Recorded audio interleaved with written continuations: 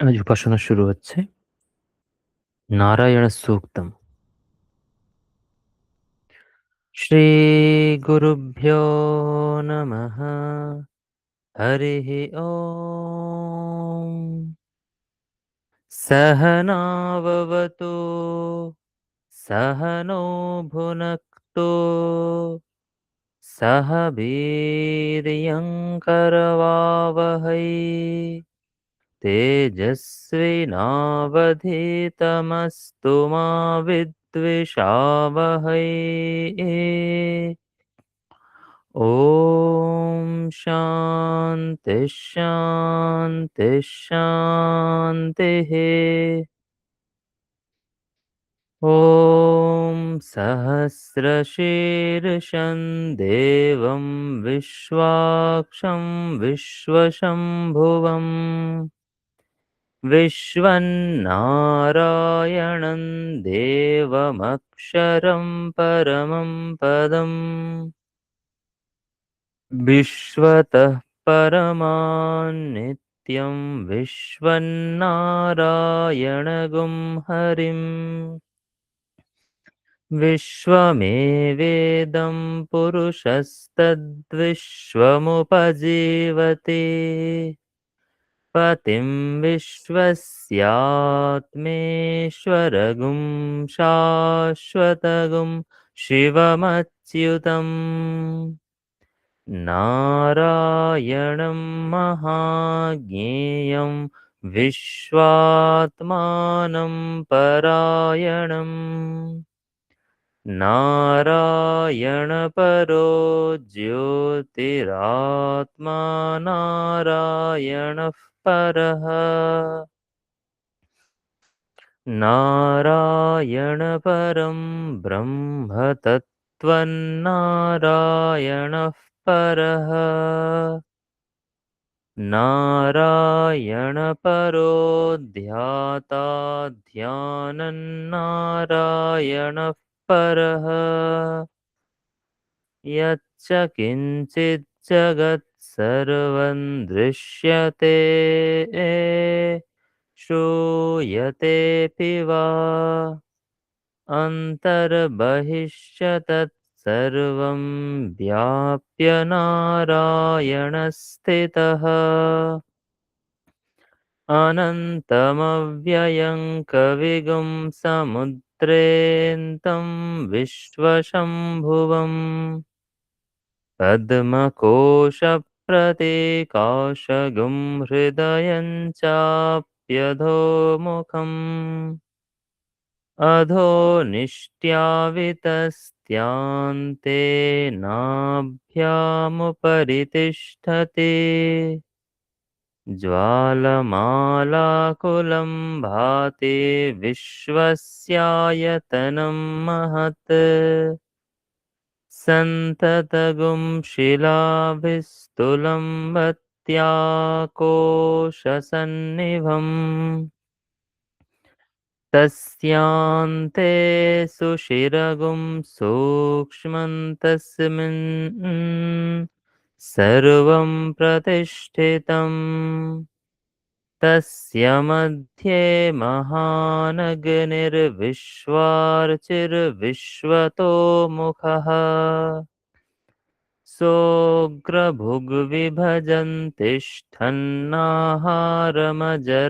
कविः तीर्यगूर्ध्वमशायिरश्मयस्तस्य सन्तता सन्तापयति स्वं देहमापादतलमस्तकः तस्य मध्ये बह्निशिखा अणियोर्ध्वाभ्यवस्थितः नीलतो यदमध्यस्थाद् विद्युल्लेखे वभास्वरा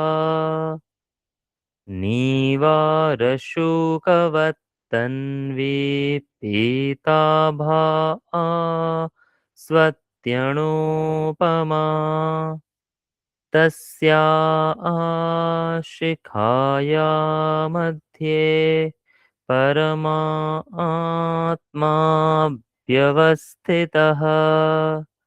स ब्रह्म स शिवः स हरिः सेन्द्रः सोऽक्षरः परमस्वराट्। ऋतगुं सत्यं परं ब्रह्म पुरुषं कृष्णपिङ्गलम्। ऊर्ध्वरेतं विरूपाक्षं विश्वरूपाय वै नमो नमः। ॐ नारायणाय विद्महे वासुदेवाय धीमहि तन्नो विष्णुः प्रचोदयात्। ॐ शान्ति शान्ति शान्तिः।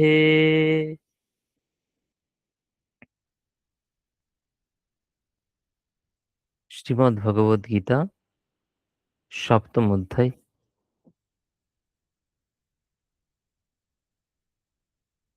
वसुदेवसुतं देवं कंसचाणूरमर्दनं देवकी परमानन्दं कृष्णं वन्दे जगद्गुरुम्। अथ सप्तमोऽध्यायः। श्रीभगवानुवाच मय्यासक्तमनः पार्थ योगं युञ्जन्मदाश्रयः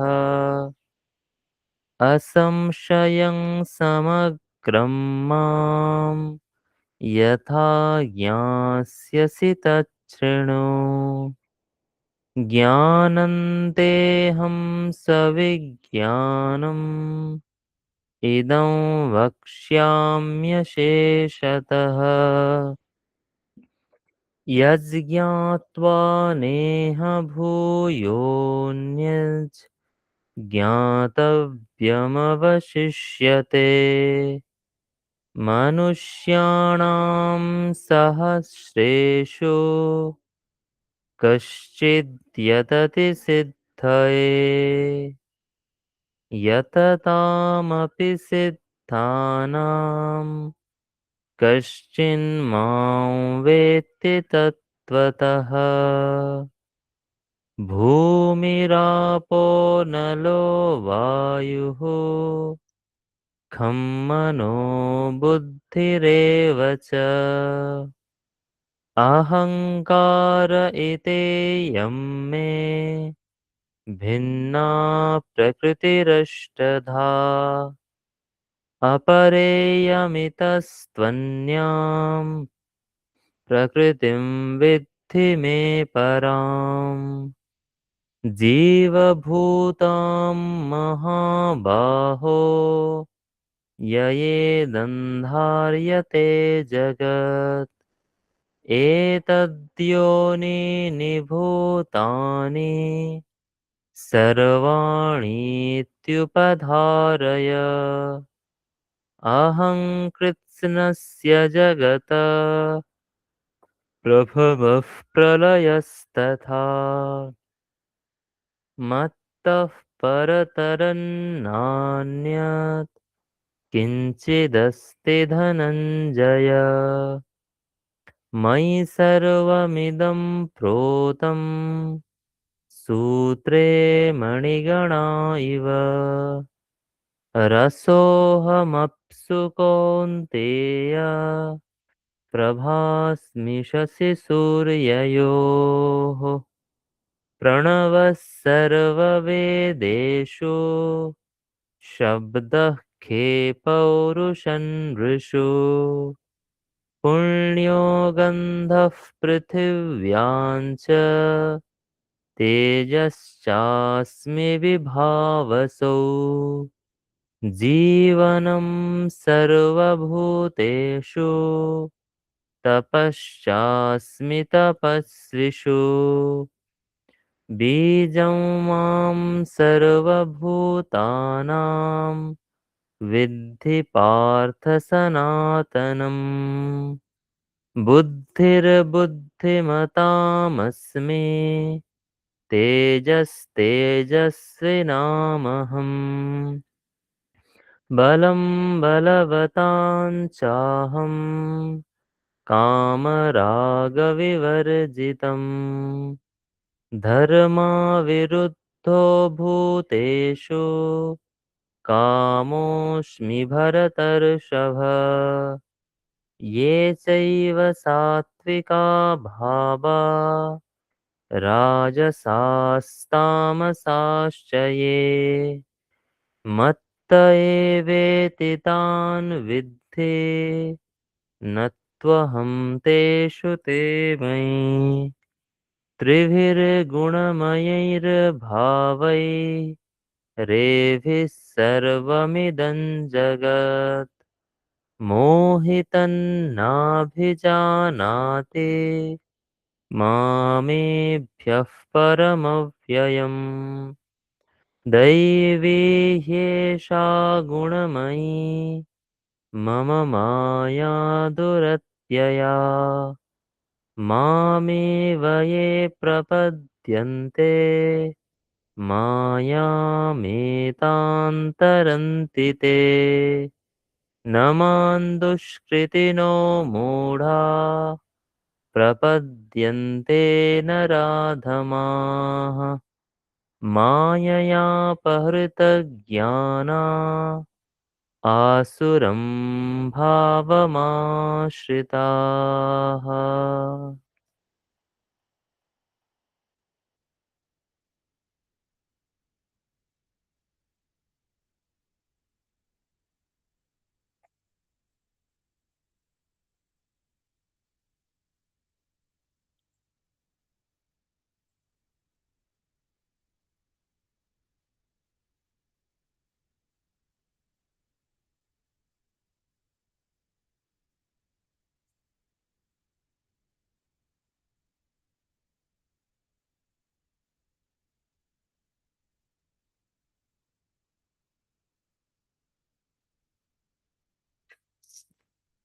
আজকের মনন শ্রীমদ্ ভগবদ গীতা ষষ্ঠ অধ্যায় 10 নম্বর শ্লোক। योगी युञ्जीत सततम् आत्मानं रहसि स्थितः एकाकीयत चित्तात्मा निराशीरपरिग्रहः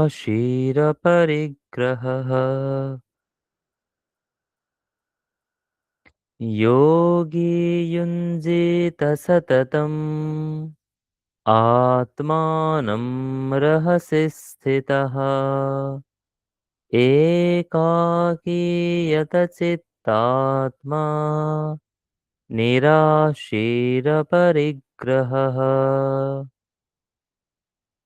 শ্লোকটির অর্থ, মন ও ইন্দ্রিয় সহ যিনি সংযত দেহ, আকাঙ্ক্ষা শূন্য এবং সঞ্চয় বৃত্তি শূন্য, তিনি একাকী নির্জন স্থানে থেকে নিরন্তর চিত্তকে পরমাত্মার ধ্যানে নিযুক্ত করবেন।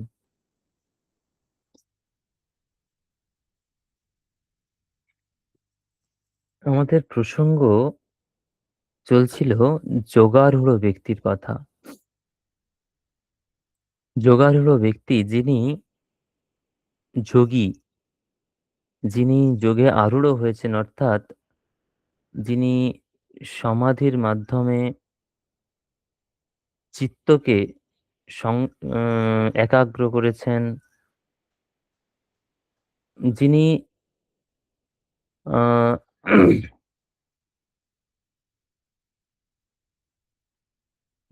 সকল কর্ম ত্যাগ করেছেন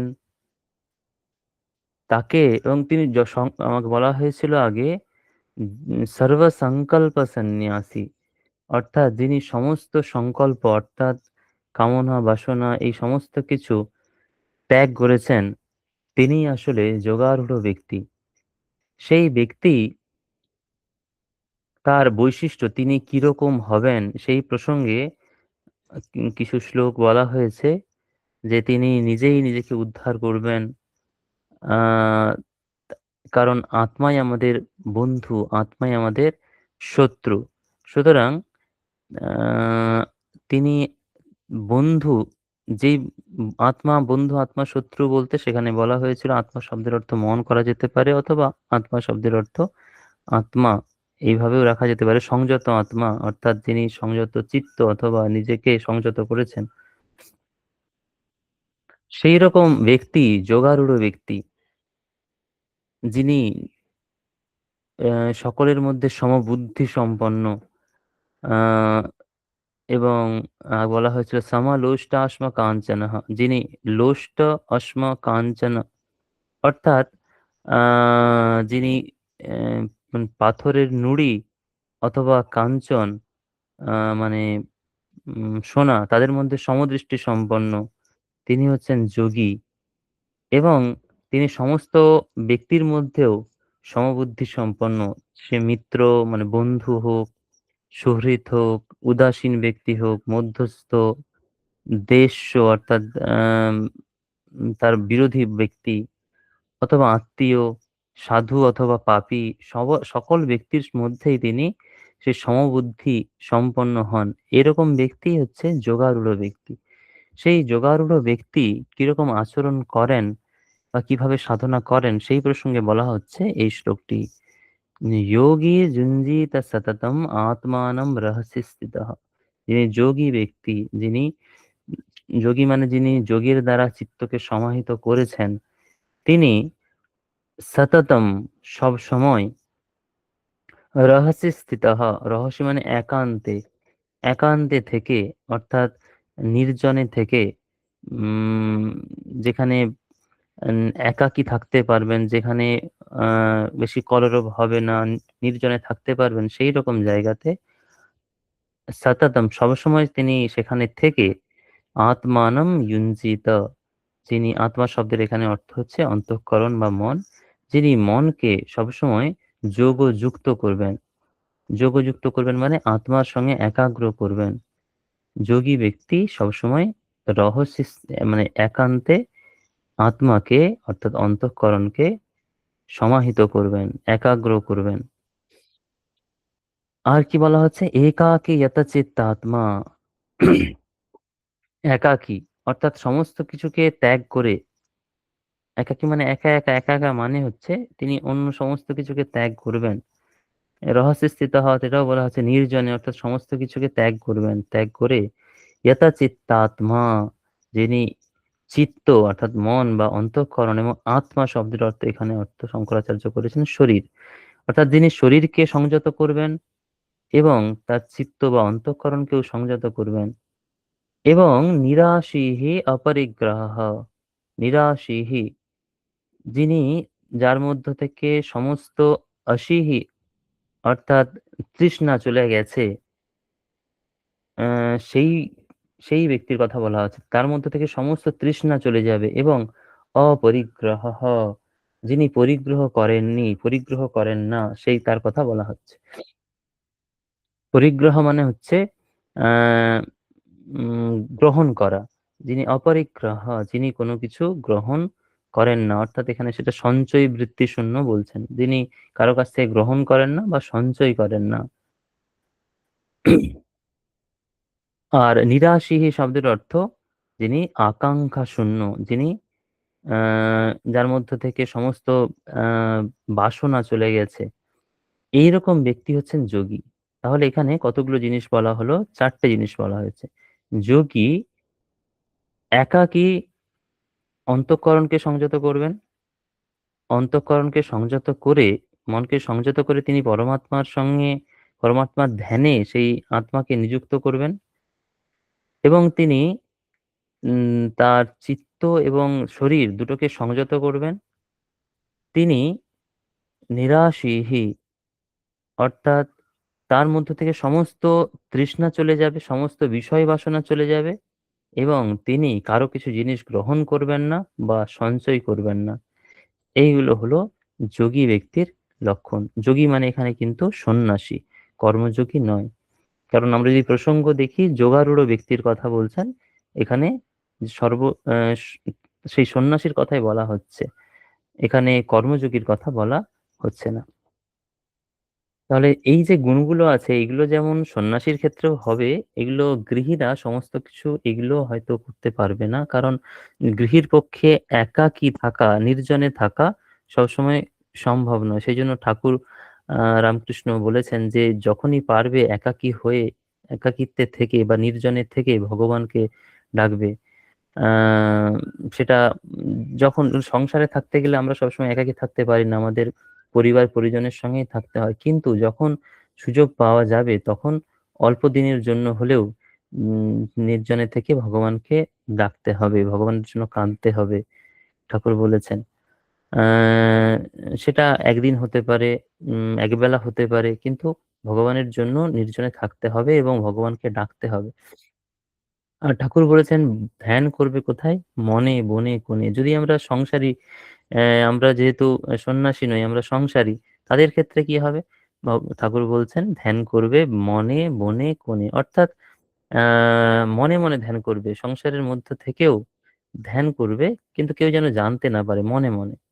বনে, বনে মানে ওই নির্জনে, যদি সুযোগ পাওয়া যায় তো নির্জনে। এবং কোণে, কোণে মানে ঘরের মধ্যে, যদি কেউ জানতে না পারে, যাতে কেউ জানতে না পারে। সুতরাং আমরা সংসারী হয়েও কিন্তু এই যে যোগীর গুণগুলো কিছুটা কিছুটা নিতে পারি। আমরা নিজের অন্তঃকরণকে, নিজের আত্মাকে, শরীরকে সংযত করতে পারি। এটাও যেমন সন্ন্যাসীর আহ, একটা বৈশিষ্ট্য, তেমনি যে কর্মযোগী হবে তারও বৈশিষ্ট্য, অর্থাৎ আমরা সংসারী তারও বৈশিষ্ট্য হবে। কিন্তু সংসারী নিরাশীহি, সমস্ত কিছু বাসনা কর্মযোগীকে ত্যাগ করতে হবে মনে মনে। কারণ বাইরে থেকে তিনি যদি সবাইকে বলেন আমার সমস্ত বাসনা নেই, কিছু বাসনা নেই, তাহলে জগৎ তাকে থাকতে দেবে না, জগৎ সমস্ত কিছু তার কেড়ে নিতে পারে। সেই জন্য আমাদেরকে ত্যাগ করতে হবে মনে। আর অপরিগ্রহ, সংসারীকে সঞ্চয় করতেই হয় তার পরিবার পরিজনের জন্য। সেই জন্য এই গুণটা সন্ন্যাসীরই বেশিরভাগ ক্ষেত্রে হয়, সংসারীর ক্ষেত্রে হয় না। কিছু কিছু গুণ আমরা সন্ন্যাসীরও সমান আর সংসারীরও সমান, সেই হিসেবে আমরা যেহেতু সংসারী, সেই দিক থেকে এই যোগীর গুণগুলো কিছুটা আমরাও নিতে পারি। আর যেখানেই থাকি না কেন, নির্জনে থাকি বা নির্জনে যদি নাও থাকি, সবসময় মনকে ভগবানের পাদপদ্মে রাখতে হবে। সেটা প্রধান বৈশিষ্ট্য। কারণ ভগবানকে যদি আমি সংসারের মধ্যেও ডাকতে পারি, তাহলেই আমি ভগবানের সঙ্গে যুক্ত থাকতে পারবো। সেইটা হচ্ছে যোগীর ক্ষেত্রেও যেমন সত্য, সংসারীর ক্ষেত্রেও সত্য, যিনি ভক্তিযোগী, যিনি ভক্তিমান, তার ক্ষেত্রেও সমানভাবে প্রযোজ্য। আজকের মনন পর্ব আমরা এখানেই শেষ করছি।